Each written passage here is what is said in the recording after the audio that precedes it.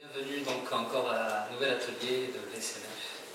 Ce soir, nous proposons d'aborder un sujet qui est, on va dire, assez polémique. Mais on va essayer de l'aborder d'une manière à ce qu'on essaye de sortir, on va dire, de cette rencontre avec, comment dire, un regard apaisé, avec un recul qui nous permette de finalement juger les choses de manière plus équilibrée, plus harmonieuse. Lors de cet atelier, donc on vous propose le témoignage et la possibilité de poser directement vos questions à deux femmes musulmanes qui sont engagées dans une voie spirituelle, qui apporteront l'éclairage sur cette question. Je rappelle le thème, c'est le voile dans le cheminement spirituel. La question, c'est qui vous êtes, comment êtes-vous arrivé à la voie spirituelle et quel est votre parcours? Moi, je suis médecin dans la vie courante. Je m'occupe de traiter les corps peut-être un peu l'âme parfois. Je suis dans le cheminement spirituel depuis 2004. La spirituelle, je l'ai rencontrée en 2005. Je portais déjà le voile depuis à peu près 2 ans. Et justement, l'idée aujourd'hui, c'est d'essayer de vous expliquer un petit peu quel est mon vécu d'avant la voie spirituelle et après la voie spirituelle par rapport à ce port du voile et ce qui a changé dans mon rapport à mon corps, dans mon rapport à mon voile physique et comment les choses ont évolué avec la pratique spirituelle. Donc vous dites que c'est quelque chose de très intime. Est-ce que ça sous-entend que c'est un rapport avec Dieu direct et qui ne concerne pas les autres? Ou qu'est-ce que vous voulez dire par là? Peut-être un petit peu commencer à expliquer ce qui m'a mené à porter le voile pour vous expliquer un petit peu pourquoi c'est intime. Il faut savoir que quand j'ai commencé à porter le voile, j'avais 19 ans. Et il y a un sociologue très intéressant qui a écrit un livre récemment qui dit que le voile c'est un peu le punk des années 90. Que les jeunes, dans les années 90, les jeunes musulmanes ont eu cette idée par rébellion, par volonté d'affirmer leur identité dans une société. Souvent, les enfants d'immigrés, les filles d'immigrés, dans la société dans laquelle elles vivaient, avaient du mal à s'intégrer, ont eu ce désir d'affirmer leur culture et leur identité à travers le port du voile. J'ai grandi dans le 19e arrondissement de Paris. J'ai pas vraiment fréquenté de musulmans à cet endroit-là, à ce moment-là. Et mes parents n'étaient pas pratiquants quand j'étais jeune. Ma mère ne portait pas le voile, elle l'a porté que très très tard. Et donc j'ai atterri quand j'avais 18-19 ans dans une classe prépa en banlieue parisienne où j'étais un petit peu la seule musulmane, même la seule d'origine maghrébine, dans une classe où on me faisait parfois sentir, même les professeurs, que j'étais différente. Et ça a été un déclic pour moi, ce milieu-là. C'est-à-dire que si j'avais fréquenté des musulmans, peut-être que j'aurais pas ressenti cette envie de porter le voile. J'avais envie, et peut-être c'était beaucoup de l'ego aussi, j'avais envie de montrer qu'on pouvait être musulmane et faire calme, faire des études à la Sorbonne, être instruite, être professeur de français. J'avais envie de montrer que l'islam, c'était pas une religion barbare. J'avais envie de montrer que le voile, c'était pas quelque chose qui réduisait la femme à un foyer, ou à sa famille, ses enfants. Ma rencontre avec la Taleqa m'a fait voir les choses complètement différemment. Au début de la Taleqa, si vous voulez, j'avais envie de continuer la sacralité dans laquelle je me mettais pendant les invocations et la prière. C'est comme le fait d'être toujours sous ablution. Aujourd'hui, j'ai besoin d'être en continuité sous ablution parce que j'ai besoin de garder cette sacralité que je mets dans la pratique de la prière. Et donc, le voile, ça a été, dans la Taleqa, ça a été au début cette vision-là, de garder cette espèce de sacralité que j'avais dans la prière, de la conserver dans le quotidien, comme si que ce voile que j'avais sur la tête me rappelait au quotidien la présence divine. Et ça a été très important pour moi. Et puis plus tard, avec le temps, je me suis rendu compte qu'en réalité, on n'avait même pas besoin de ça pour se rappeler de la présence divine. Parce qu'en réalité, c'est le cœur qui a besoin de se voiler. Le voile doit se poser sur le cœur. Et c'est en ce sens, quand le cœur se voile, que la présence divine au quotidien est ressentie. Qu'est-ce que signifie le voile spirituel? Et comment est-ce qu'on peut faire un lien entre le voile avec le voile physique? Je ne questionne pas du tout le voile physique matériel. C'est une prescription obligatoire dans la religion musulmane, mais qu'il a été aussi dans d'autres religions, bien sûr. Toutes les saintes comme la Sainte Marie et bien d'autres, c'était leur façon de s'habiller, elles étaient très décentes. D'où à chaque fois qu'on verra le tableau de la Sainte Marie, on la verra très décente avec un très beau voile. Moi, je parlerai du voile, je dis que c'est complémentaire à ce voile matériel qui peut intervenir dans la vie de quelqu'un qui est voilé, soit avant, soit pendant, soit en finalité après l'avoir mis. Mais c'est un développement et je viens à la définition de ce voile, comment je le vois, après c'est ma définition. Le voile spirituel, c'est une aura protectrice contre tout ce qui est et pourrait être mauvais pour nous, c'est-à-dire les mauvaises actions, les mauvaises paroles, les mauvaises directions qui vont faire perdre au cœur son cheminement spirituel. Car comment on sait, les mauvaises actions nourrissent le cœur d'énergie négative. Le cœur est dans le corps, et le royaume du cœur, c'est le corps, et le corps a des organes visibles, des serviteurs visibles et invisibles. Ces serviteurs visibles physiques sont les membres, le nez, les oreilles, la bouche, la langue, les yeux, qui sont là à percevoir l'univers autour de soi. Et ces serviteurs-là vont se servir d'organes invisibles que nous connaissons tous, tels que le goût, l'ouïe, l'odorat, le toucher, et les instincts physiques, sexuels, l'appétit, digestif, la faim. Et tous ces serviteurs, quand ils s'engagent dans un geste de mauvaise action, ou quand ils déséquilibrent la balance vers un excès, va apporter un déséquilibre à l'organisme, mais va toucher aussi l'âme d'une certaine manière avec le temps. On en abuse, il apportera forcément un effet sur le cœur qui va altérer la densité, la perception du cœur, car, comme il est rappelé souvent dans le Coran, le cœur est celui qui réfléchit, perçoit, comprend. C'est le berceau de la compréhension et des possibilités très profondes d'un savoir que nous pouvons atteindre que si nous nous purifions en ayant cette aura protectrice continuelle.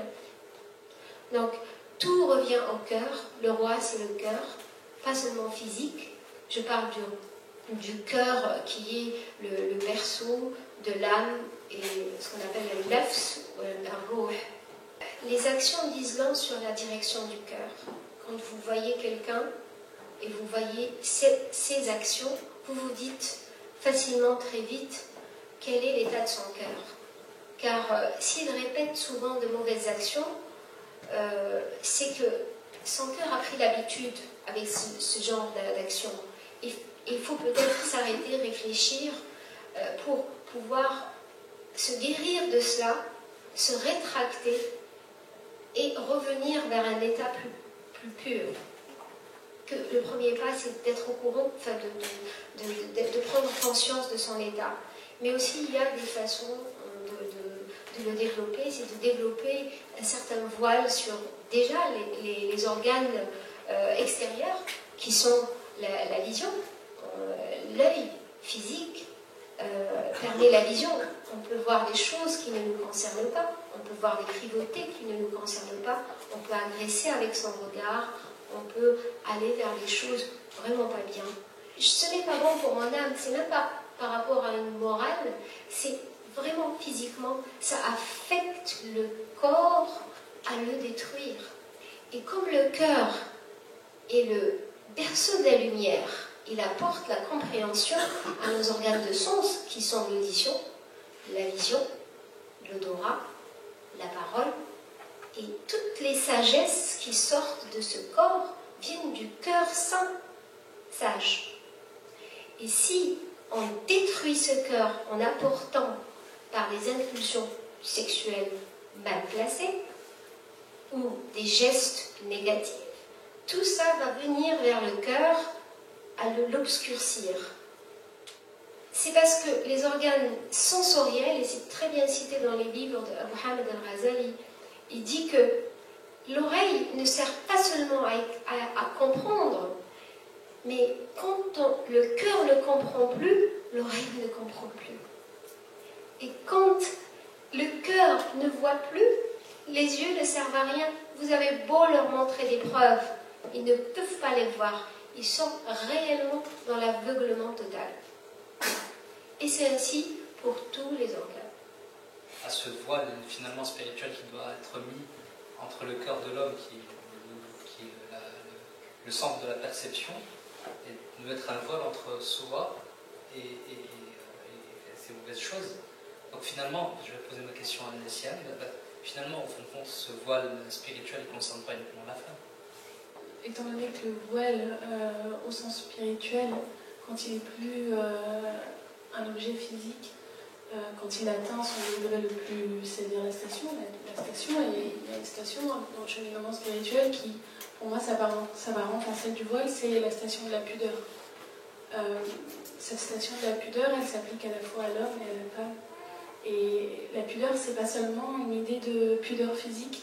La pudeur, c'est justement ce que disait Nella Hakim, c'est la retenue. Celui qui est pudique vis-à-vis de Dieu ne peut commettre le mal, ne peut prononcer de mauvaises paroles, voir des choses mauvaises, etc. En réalité, cette matérialisation de la présence de Dieu au quotidien, elle se fait dans le cœur. Il y a un hadith Qudsi qui est très très beau, qui dit ni les cieux ni la terre ne peuvent me contenir, mais le cœur de mon serviteur, lui, me contient tout entier. Je pense que pour atteindre ce degré d'un cœur empli de la présence divine et de la manifestation au quotidien du divin, il faut avoir atteint cette station de la pudeur. Par rapport à ce que Allah subhanahu wa ta'ala dit dans le Coran, quand il dit qul lil mu'minin yaghuddu min absarihim, dit aux croyants de baisser leur regard. Ou encore quand le prophète sallallahu alayhi wa sallam dit la chose suivante, chaque religion a une éthique, c'est-à-dire caractérisée par une chose précise, et l'éthique de l'islam, c'est la pudeur. Il faut être tolérant, aimer les uns et les autres, mais aussi se protéger pour celui qui veut faire un cheminement spirituel, de ne pas être distrait.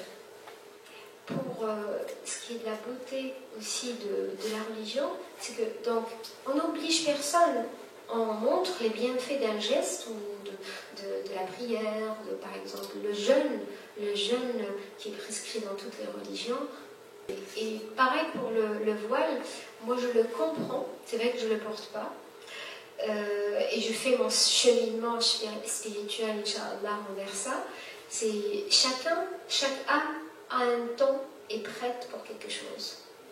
Chaque âme arrive à un certain degré où elle rencontre plein de signes sur son parcours dans la vie, et ces signes lui parlent. Le voile matériel, ça permet de concentrer, ça aide beaucoup à rejeter toutes les distractions et d'être concentré. Ça apporte une grande concentration sur ce qui est important et de rejeter le superflu. Je note deux choses que vous avez bien mis en avant, c'est le signe et puis la distraction. Alors, je vais m'appuyer sur un verset du Coran. Le verset dit la chose suivante, ô fils d'Adam, nous avons fait descendre sur vous des vêtements cachant votre nudité, ainsi que des parures, mais le vêtement de la piété, voilà qui est mieux. Voilà qui fait partie des signes de Dieu. Peut-être souviendront-ils. Et comme disait la Ahlem, il faut que le déclic se fasse au niveau du cœur pour que le voile qu'elle porte soit complètement en adéquation avec son intérieur. Et ça, c'est extrêmement difficile. C'est le fruit d'un cheminement. Le voile est mis par plein de femmes pour diverses raisons. Mais je pense que la meilleure façon de le mettre, c'est quand on le met vraiment pour Dieu. Surtout pas obligé de le mettre, parce que ça devient un fardeau, une carapace, plutôt qu'un voile.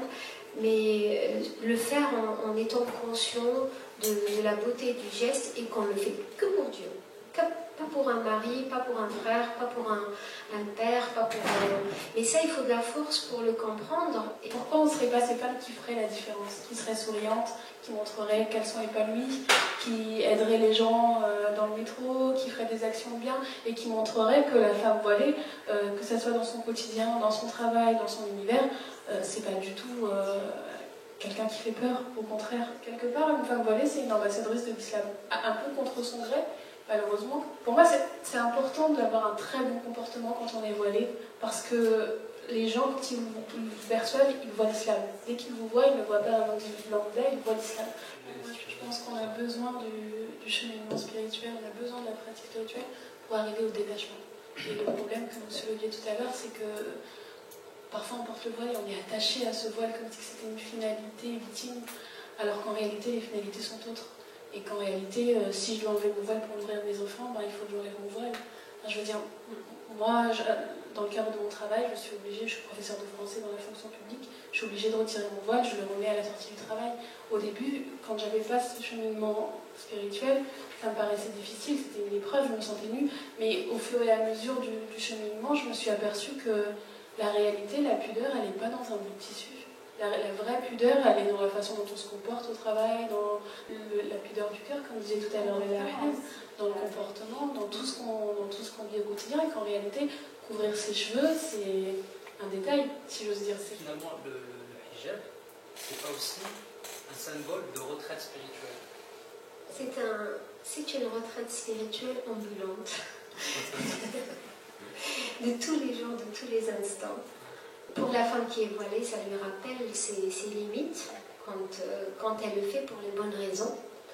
Et pour celui qui a le voile spirituel, c'est-à-dire cette aura protectrice contre tout ce qui est négatif pour le cœur, pour alimenter le cœur négativement, donc on met une aura protectrice, et bien ce voile il est permanent. Et c'est ce qui permet de conserver une relation privilégiée avec le divin pour mieux servir les autres. C'est une relation verticale pour apporter de beaux fruits vers ses frères et sœurs de l'humanité. Quand vous parliez d'éclairage tout à l'heure, je pense que pour arriver à ce que tous ces mondes-là se comprennent, peut-être que l'apport des sciences sociales peut permettre d'apporter un espace interstitiel. Vous pouvez avoir une communication en prenant du recul aussi. Comme vous disiez, il y a plein de façons de se voiler, plein de raisons pour lesquelles les femmes peuvent se voiler en dehors de la prescription divine, en sus de la prescription divine.